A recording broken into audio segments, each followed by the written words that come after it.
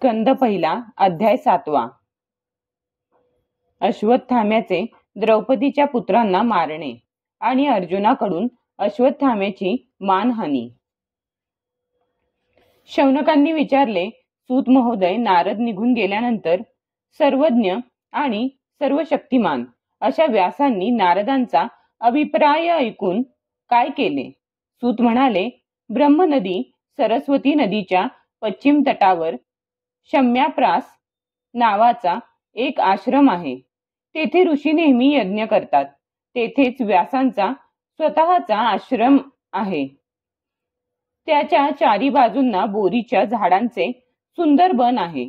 त्या आश्रमात बसून त्यांनी आचमन केले आणि आपले मन एकाग्र केले.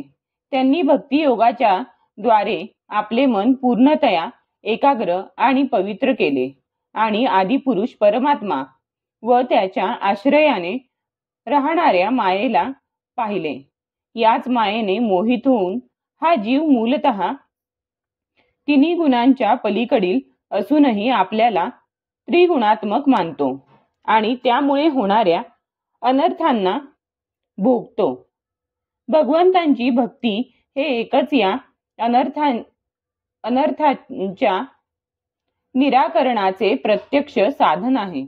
परंतु संसारी लोक हे जाणत नाहीत. हे लक्षात घेऊन व्यासांनी श्रीमद भागवताची रचना केली. याच्या केवळ श्रवणाने पुरुषोत्तम भगवान श्रीकृष्णांच्या ठिकाणी परम प्रेममय भक्ती निर्माण होते. त्यामुळे जीवाचा शोक, मोह आणि भय नष्ट होतात. त्यांनी या भागवत संहितेची निर्मिती करून नंतर ती आपला वैराग्यशील पुत्र शुक याला शिकविली. शौनकांनी विचारले, शुकदेव तर अत्यंत निवृत्त आहेत. त्यांना कोणत्याही वस्तूची अपेक्षा नाही. ते नेहमी आत्मचिंतनात रममाण असतात. असे असता त्यांनी या विशाल ग्रंथाचे अध्ययन कशासाठी केले? सूत म्हणाले, जे लोक ज्ञानी आहेत, ज्यांची अविद्येची गाठ सुटली आहे आणि जे नेहमी आत्म्यातच रममाण झालेले असतात, असे लोकही भगवंतांची निष्काम भक्ती करतात. कारण भगवंतांचे गुण इतके मधुर आहेत की ते सर्वांना आपल्याकडे आकर्षून घेतात. भगवान शुकदेव तर भगवंतांना अत्यंत प्रिय आहेत आणि स्वतः भगवान असलेल्या व्यासांचे पुत्र आहेत. त्यांच्या हृदयाला भगवंतांच्या गुणांनी आकर्षून घेतले आहे आणि त्याचमुळे त्यांनी या विशाल ग्रंथाचे अध्ययन केले. आता मी राजश्री परीक्षिताचा जन्म, कर्म आणि मोक्ष तसेच पांडवांच्या स्वर्गारोहणाची कथा सांगतो. कारण त्यातूनच भगवान श्रीकृष्णांच्या अनेक कथांचा उगम होतो. ज्यावेळी कौरव पांडवांच्या युद्धात दोन्ही पक्षांतील पुष्कळसे वीर मारले गेले आणि भीमाच्या गदाप्रहाराने दुर्योधनाची मांडी भंगली, तेव्हा अश्वत्थाम्याने आपला राजा दुर्योधन याचे प्रिय करण्यासाठी द्रौपदीच्या झोपलेल्या मुलांची मस्तके छाटून दुर्योधनाला भेट म्हणून आणून दिली. हे दुर्योधनाला आवडले नाही. कारण अशा नीच कर्माची सर्वच जण निंदा करतात. त्या मुलांची माता द्रौपदी आपल्या पुत्रांच्या निधनाची वार्ता ऐकून अत्यंत दुःखी झाली. तिच्या नेत्रांतून आसवे वाहू लागली. ती रडू लागली. अर्जुन तिचे सांत्वन करीत म्हणाला, हे कल्याणी, जेव्हा मी त्या आततायी अधम ब्राह्मणाचे मस्तक माझ्या गांडीव धनुष्याच्या बाणांनी छाटून तुला ते भेट म्हणून आणून देईन आणि जळलेल्या आपल्या मुलांचा अंत्यविधी झाल्यावर तू त्या मस्तकावर पाय ठेवून स्नान करशील. त्याच वेळी मी तुझे अश्रू पुसले असे होईल. अर्जुनाने अशा मधुर पण विलक्षण शब्दांनी द्रौपदीचे सांत्वन केले आणि आपले सुहृद भगवान श्रीकृष्णांना सारथी बनवून अंगावर कवच धारण करून आपले भयंकर गांडीव धनुष्य घेऊन तो रथावर बसला आणि गुरुपुत्र अश्वत्थाम्याचा त्याने पाठलाग सुरू केला. मुलांची हत्या केल्याने घाबरलेला अश्वत्थामा अर्जुन आपल्यावरच चालून येत असल्याचे पाहून आपले प्राण रक्षण करण्यासाठी जेथपर्यंत पळून जाता येईल तेथपर्यंत पळत सुटला. जसा रुद्राला भिवून सूर्य पळाला होता त्याप्रमाणे. जेव्हा ब्राह्मण पुत्राने पाहिले की आपल्या रथाचे घोडे थकले आहेत आणि आपण असहाय्य आहोत, तेव्हा आपल्या रक्षणाचे एकमात्र साधन केवळ ब्रह्मास्त्रच आहे हे त्याने ओळखले. जरी त्याला ब्रह्मास्त्र परत घेण्याची विद्या अवगत नव्हती, तरी प्राणावर बेतलेले संकट पाहून त्याने आचमन केले, ध्यानस्थ झाला आणि ब्रह्मास्त्र सोडले. त्या अस्त्राचे सर्व दिशांना एक प्रचंड तेज पसरले. अर्जुनाने जाणले की आता आपल्या प्राणावरच बेतले आहे. तेव्हा त्याने श्रीकृष्णांना प्रार्थना केली. अर्जुन म्हणाला, हे श्रीकृष्णा महाबाहो, आपण भक्तांना अभय देणारे आहात. संसाराच्या धगधगत्या आगीत होरपळून निघणाऱ्या जीवांना त्यापासून मुक्ती देणारेही आपणच आहात. आपण आदिपुरुष प्रकृती पलीकडील साक्षात परमेश्वर आहात. मायेला आपल्या चितशक्तीने निरस्त करून आपण आपल्या अद्वितीय स्वरूपात स्थित आहात. मायेने मोहित झालेल्या जीवांना आपण आपल्या प्रभावाने धर्मादी स्वरूप कल्याणाचा मार्ग दाखविता. पृथ्वीवरील दैत्यांचा भार नाहीसा करण्यासाठी आणि तुमच्या अनन्य प्रेमी भक्तांनी तुमची निरंतर स्मरण ध्यान करावे यासाठीच तुमचा हा अवतार आहे. स्वयंप्रकाश रूप श्रीकृष्ण हे भयंकर तेज सर्व दिशांना माझ्याकडे येत आहे. हे काय आहे आणि ते कोठून येत आहे याचे मला ज्ञान नाही.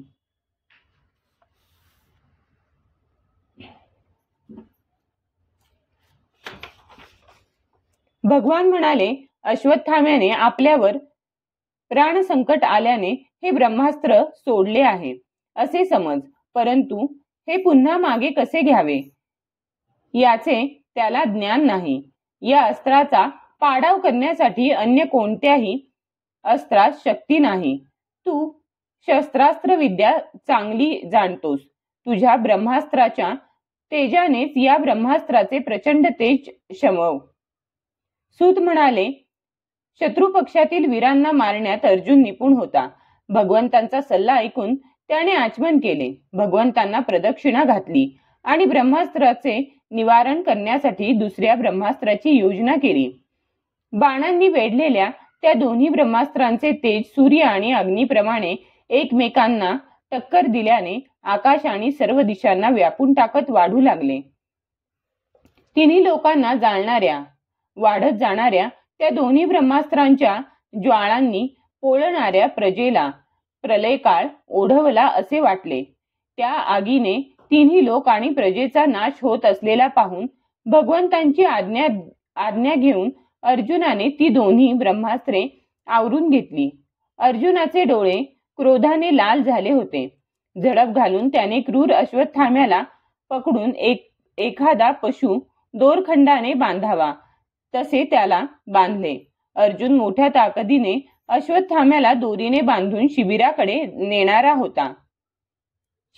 नेणार होता. तेव्हा कमलनयन भगवान श्रीकृष्ण कोपाविष्ट होऊन त्याला म्हणाले, पार्था, या अधम ब्राह्मणाला जिवंत सोडून देणे उचित नाही. त्याचा वध कर. रात्री झोपलेल्या निरापराध मुलांची याने हत्या केली आहे. धर्माचरण करणारा पुरुष मद्याने धुंद, बेसावध, वेडसर झोपलेला बालक, स्त्री, अविवेकी, शरणागत, रथहीन आणि भयभीत अशा शत्रूला कदापिही मारित नाही. जो दुष्ट आणि क्रूर पुरुष दुसऱ्यांना मारून आपल्या प्राणांचे पोषण करतो त्याचा वध करणेच श्रेयस्कर आहे. कारण अशा प्रवृत्तीचा माणूस जिवंत राहिला तर तो आणखी पाप करील आणि नरकात जाईल. शिवाय माझ्या देखत तू द्रौपदी पुढे प्रतिज्ञा केली होतीस की, हे मानिनी, ज्याने तुझ्या पुत्रांचा वध केला त्याचे मी मस्तक तोडून आणीन. या पापी कुलाला कलंक असलेल्या आतताईने तुझ्या पुत्रांचा वध केला. एवढेच नव्हे तर आपला स्वामी दुर्योधन यालाही दुखित केले आहे. म्हणून हे वीर अर्जुना, तू याचा वध कर. भगवान श्रीकृष्णांनी अर्जुनाच्या धर्माचरणाची परीक्षा घेण्यासाठी म्हणून अर्जुनाला अशी प्रेरणा दिली खरी, परंतु अर्जुनाचे हृदय विशाल होते. जरी अश्वत्थाम्याने त्याच्या पुत्रांची हत्या केली होती तरी गुरुपुत्राला मारण्याची अर्जुनाची इच्छा नव्हती. यानंतर आपला मित्र आणि सारथी श्रीकृष्णांबरोबर तो युद्धाच्या छावणीत परतला आणि त्याने आपल्या मृत पुत्रांचा शोक करीत असलेल्या द्रौपदीकडे अश्वत्थाम्याला सोपविले. द्रौपदीला दिसले की अश्वत्थाम्याला पशुसारखे बांधून आणले आहे. निंद्य कर्म केल्याने तो खाली पाहत होता. आपले अनिष्ट करणाऱ्या गुरुपुत्र अश्वत्थाम्याला अशा प्रकारे अपमानित केल्याचे पाहून द्रौपदीच्या कोमल हृदयात करुणा उत्पन्न झाली आणि तिने अश्वत्थाम्याला नमस्कार केला. गुरुपुत्राला अशा प्रकारे बांधून आणल्याचे सती द्रौपदीला सहन झाले नाही. ती म्हणाली, सोडा सोडा याला, हा ब्राह्मण आहे म्हणून आपल्याला पूज्य आहे. ज्यांच्या कृपेने संपूर्ण रहस्यासह धनुर्वेद, त्याचे प्रयोग आणि उपसंहारासह सर्व शस्त्रास्त्रांचे ज्ञान आपण प्राप्त केले. ते आपले आचार्य द्रोण पुत्राच्या रूपाने आपल्या समोर उभे आहेत. त्यांची अर्धांगिनी वीर माता कृपी सती गेली नाही. ती अद्याप जिवंत आहे.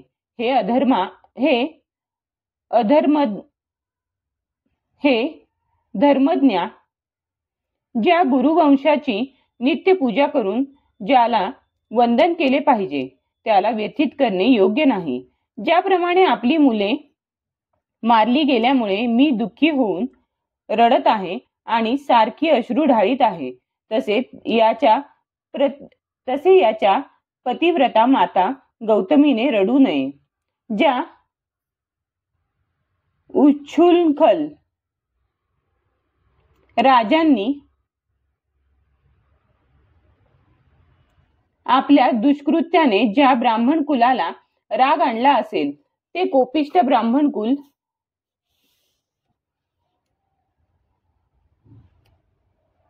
त्या राजांना त्यांच्या परिवारासह शोकाग्नीमध्ये ढकलून लगेच त्या कुळाचे भस्म करते. ब्राह्मण हो, द्रौपदीचे म्हणणे धर्म आणि न्यायाला अनुसरून होते. त्यामध्ये कपट नव्हते, तर करुणा आणि समदृष्टी होती. म्हणून राजा युधिष्ठिराने राणीच्या या हितकारक श्रेष्ठ वचनांचे कौतुक केले. त्याचबरोबर नकुल, सहदेव, सात्यकी, अर्जुन, स्वतः भगवान श्रीकृष्ण आणि तेथे उपस्थित असलेल्या सर्व स्त्री पुरुषांनी द्रौपदीच्या म्हणण्याला पुष्टी दिली. त्यावेळी भीम क्रुद्ध होऊन म्हणाला, ज्याने झोपी केलेल्या मुलांना स्वतःसाठी किंवा आपल्या स्वामीसाठी नव्हे तर निष्कारण मारले आहे, त्याचा वध करणेच उत्तम होय. द्रौपदी आणि भीमाचे म्हणणे ऐकून अर्जुनाकडे पाहून भगवान श्रीकृष्ण हसत हसत म्हणाले. श्रीकृष्ण म्हणाले, पापकृत्य केलेल्याही ब्राह्मणाचा वध करू नये आणि आतताईला तर मारले पाहिजे. या दोन्ही गोष्टी मी शास्त्रात सांगितल्या आहेत, म्हणून माझ्या दोन्ही आज्ञांचे पालन कर. द्रौपदीचे सांत्वन करताना तू जी प्रतिज्ञा केली होतीस तिचे पालन कर. त्याचबरोबर भीम, द्रौपदी आणि मला जे प्रिय असेल ते सुद्धा कर. सूत म्हणाले, अर्जुनाने भगवंतांच्या म्हणण्याचा मथितार्थ लगेच जाणला आणि त्याने आपल्या तलवारीने अश्वत्थाम्याच्या डोक्यावरील मणी केसांसह उपटून काढला. मुलांची हत्या केल्यामुळे तो अश्वत्थामा अगोदरच सत्वहीन झाला होता. त्यात त्याचा मणी आणि ब्रह्मतेजही नाहीसे झाले. अशा त्याचे दोरखंडाचे बंधन सोडून अर्जुनाने त्याला शिबिराच्या बाहेर घालवले. मुंडन करणे, धन काढून घेणे आणि निर्वासित करणे हाच अधम ब्राह्मणांचा वध होय. याखेरीज त्यांच्यासाठी शारीरिक वध शास्त्राने सांगितलेला नाही. पुत्रांच्या मृत्यूमुळे द्रौपदी आणि सर्व पांडव शोकाकुल झाले होते. नंतर त्यांनी आपल्या मृत बांधवांचे अंत्यविधी पार पाडले. 7वा अध्याय समाप्त. आग लावणारा, विष देणारा, दुष्ट हेतूने हातात शस्त्र घेणारा, धन लुटणारा, शेत बळकावणारा व स्त्री पळविणारा या सहांना आततायी म्हणतात. शिवभक्त विद्युन्माली दैत्याला सूर्याने जिंकले तेव्हा रुद्र क्रुद्ध होऊन हातात त्रिशूळ घेऊन सूर्याला मारण्यासाठी धावला. तेव्हा सूर्य भिवून पळता पळता काशीत येऊन पडला. त्यामुळे तेथे त्याचे लोलार्क नाव पडले.